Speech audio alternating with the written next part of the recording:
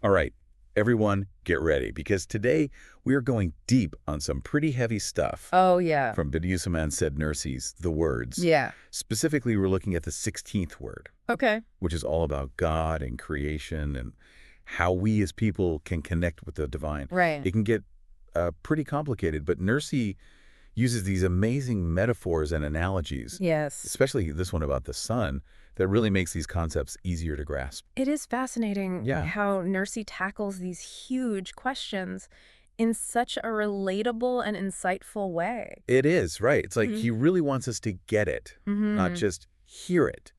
And that sun metaphor, it's like this thread that runs through the whole thing. Yeah. He starts off by asking, how can God be one, yet his actions be universal? Hmm. Like how can he be everywhere at the same time? I think we've all thought about that at some point. And that's where the sun analogy comes in. You see, Nursi uses it to illustrate how something can be both singular and universal at the same time. Like the sun is a single star, yet its light and warmth reach across vast distances. Okay. It's influencing everything in our solar system. So it's like the sun is both here and everywhere, Exactly. which helps us understand how God can be too. Precisely. Nursi goes on to discuss how the sun's light is reflected in different ways. Some objects just create simple reflections like a mirror, while others, like the moon, become like mini-suns, radiating some of that light themselves. So some things just reflect, while others take on some of the qualities of what they're reflecting. I see how that could apply to people, reflecting God's qualities in different ways. That's exactly right. And this leads Nursi to a point that's both beautiful and kind of a paradox. God is closer to us than we are to ourselves, yet we are infinitely far from him. Wait, how could both of those things be true? Think back to the sun again. Its light can be right here on our skin, yet the sun itself is millions of miles away. We can only experience it indirectly. So are you saying we can experience God's presence, but not directly? You got it. Nursi compares it to a soldier who's trying to reach the commander-in-chief. Okay. The soldier is technically connected through the chain of command, but to have direct access, they have to rise through the ranks. Oh, so we're connected to God through the world around us, but to get closer to him, we need to move up spiritually. What does that even look like? Well, that's where things get really interesting. Nursi even mentions 70,000 veils separating us from God. Whoa, 70,000 veils. Yeah. What do you think those veils represent? That's a lot to get through. It is a powerful image. We'll definitely get into that a bit later. But first, let's switch gears and look at another point Nursi makes. The idea of creation itself. Okay. We often hear about God saying be and it is, which suggests instantaneous creation. Right. But then we also see verses that describe a very gradual and intricate process. Yeah, which is it? Yeah. All at once, or a step-by-step thing. Well, Nursi suggests that we think about it like an artist creating a masterpiece. The initial creation might be a gradual process, but once the artist has perfected the design, they can recreate it much more quickly and easily. Okay, so it's like God designed the blueprint, the original model, and then used that to create everything else. Exactly. He uses this analogy of a tailor. The tailor might spend a lot of time and effort creating the initial garment, but once they have the model, making copies becomes much easier. Okay, that makes sense. So God put in the work up front, the initial act of creation, but now he can renew and repeat creation effortlessly. It's like Earth renewing each season, or the sun rising and setting every day. It all just happens. Yes, and Nursi uses these exact examples. The Earth's renewal, the cycle of day and night, the fact that we constantly have food and sustenance, all of these things point to an effortless artistry in God's actions. It's a reminder that God isn't just incredibly powerful, but also amazingly efficient and meticulous in how he governs the universe. So even with these everyday things that we might take for granted, there's a deeper layer of artistry and intentionality behind them. Absolutely. It's like we're seeing a good glimpse of God's work all around us. You got it. And Nursi really wants us to see those glimpses, to understand that even the mundane is full of divine power. It changes how you see the world, doesn't it? It really does. Okay, so we've talked about God being one yet universal, the dual nature of creation, and this idea of spiritual growth. What else did Nursi have to say? Well, he moves on to discuss the importance of prayer, especially those daily prayers that are prescribed in Islam. Nursi talks about prayer like a staircase, a way to climb spiritually and get closer to God. So it's not just about asking for things or saying thank you. It's about actually changing ourselves, changing our connection to God. Exactly. It's about transforming our inner state. Nursi focuses on the phrase, God is the greatest, which is repeated in Islamic prayer. He says, saying those words is about putting aside our worries about the world and entering this state of pure worship, connecting with something much bigger than ourselves. I've heard that phrase so many times, but thinking about it as a way to change my perspective, to connect with something larger, Yeah. yeah, that's powerful. Mm-hmm. Does that resonate with you? It really does. And remember that analogy about the soldier moving up through the ranks to get to the commander-in-chief? Yeah. Well, Nursi connects that to prayer, too. Every time we say God is the greatest, it's like taking one step closer to that divine presence.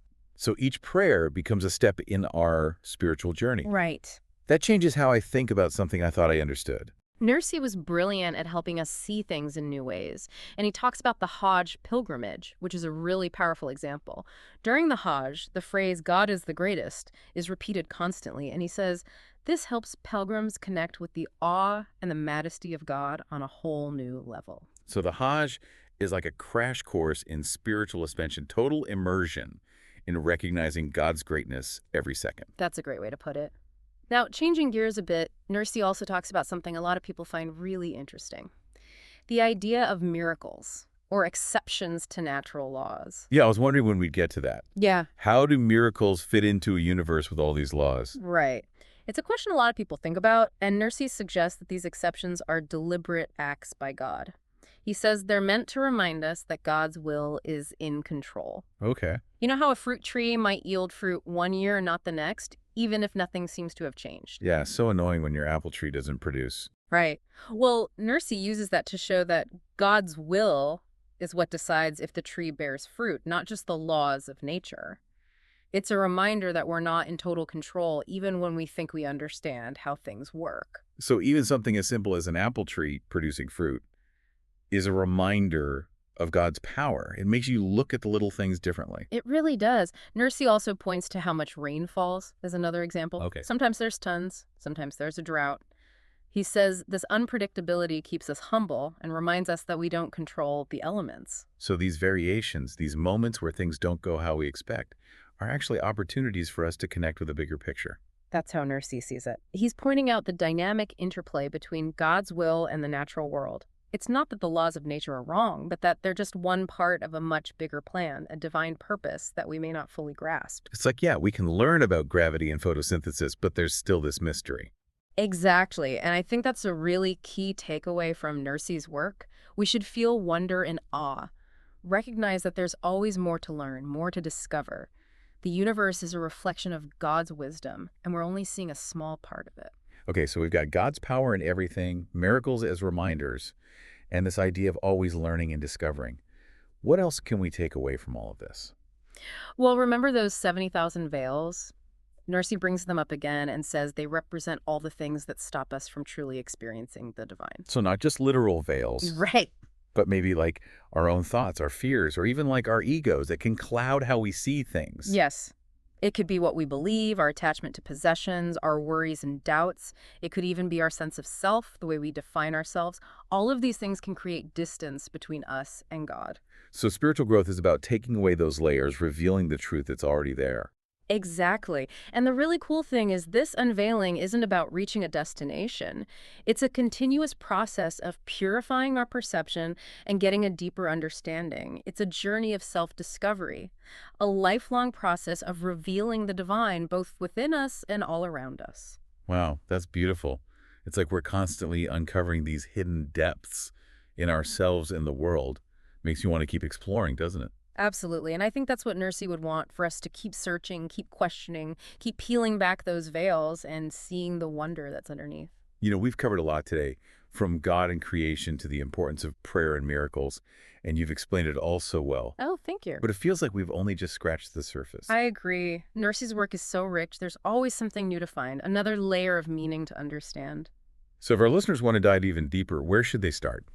Well, Nursi's most famous work is called the Risale-i Nur Collection, and it's a massive collection of treatises on all sorts of topics. But if you're looking for a good starting point, The Words is a great option.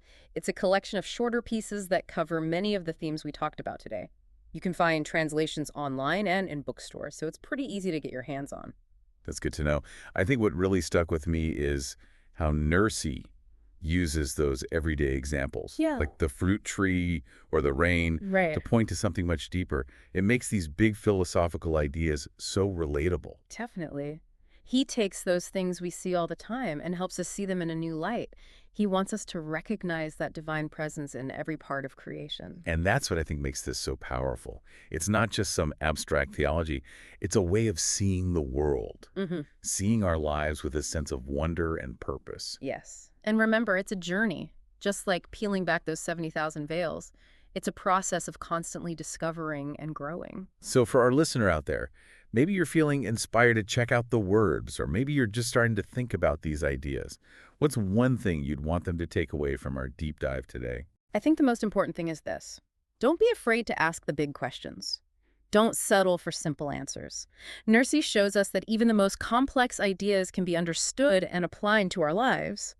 And when we seek and when we question, we open ourselves up to a deeper connection with the divine and with the world around us. That's beautifully said. It's like we've been given this key to unlock new levels of understanding, and now it's our turn to use it. Exactly. Keep exploring, keep asking, and most importantly, keep that sense of wonder alive. Well, on that note of wonder and inspiration, I think it's time to wrap up our deep dive into Nursi's 16th Word. We've covered so much, but there's always more to explore. Thank you for joining us. We hope this has ignited something in you, a desire to learn more, to connect more with your own spirituality, and to see the world with fresh eyes. It's been great sharing these ideas with you. And remember, this is just the start. Keep searching, keep discovering, and keep diving deep. Until next time.